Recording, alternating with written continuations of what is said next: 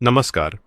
आज आपण ऐकणार आहोत संत ज्ञानेश्वर महाराजांच्या अद्भुत संजीवन समाधीची कथा. आळंदी, इंद्रायणीच्या तीरावर वसलेले पवित्र स्थान. याच पवित्र भूमीत अवतरले संत ज्ञानेश्वर महाराज. ज्ञान, भक्ती आणि करुणेचे मूर्त स्वरूप.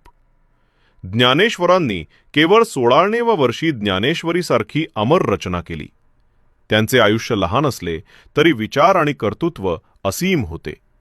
वयाच्या फक्त 21व्या वर्षी त्यांनी संजीवन समाधी घेण्याचा निर्णय घेतला. संजीवन समाधी म्हणजे स्वेच्छेने अत्यंत खोल ध्यानावस्थेत जाऊन देहत्याग करणे. ही अवस्था अत्यंत थोर आणि सिद्ध पुरुषांनाच प्राप्त होते. कार्तिक वद्य त्रयोदशीचा दिवस. आळंदीतील सिद्धभेट परिसर. समाधीची तयारी नामदेवांच्या मुलांनी केली. ज्ञानेश्वर शांत होते. विठ्ठल नाम ओठी. चित्त स्थिर. ते समाधीत उतरले. दगड ठेवण्यात आला आणि क्षणभरात वातावरण गंभीर आणि पवित्र झाले.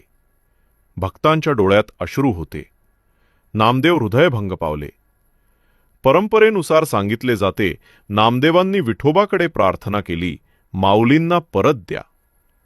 विठ्ठल कृपेने ज्ञानेश्वर पुन्हा क्षणभर प्रकट झाले. ही मैत्री, भक्ती आणि अखंड प्रेमाची साक्ष होती. आजही वारकरी संप्रदाय मानतो, ज्ञानेश्वर माऊली समाधीत नाहीत, ते आजही सजीव आहेत. आळंदीतील नित्य पूजा, भजन कीर्तन, काकड आरती यातून माऊलींचे सजीव अस्तित्व जाणवते. ज्ञानेश्वर माऊली वेड आणि शास्त्रांचा सार सोप्या भाषेत सांगणारे. भक्तांसाठी अमर ज्योत. अखेरीस माऊलींना विनम्र वंदन. जय जय रामकृष्ण हरी. ज्ञानोबा माऊली.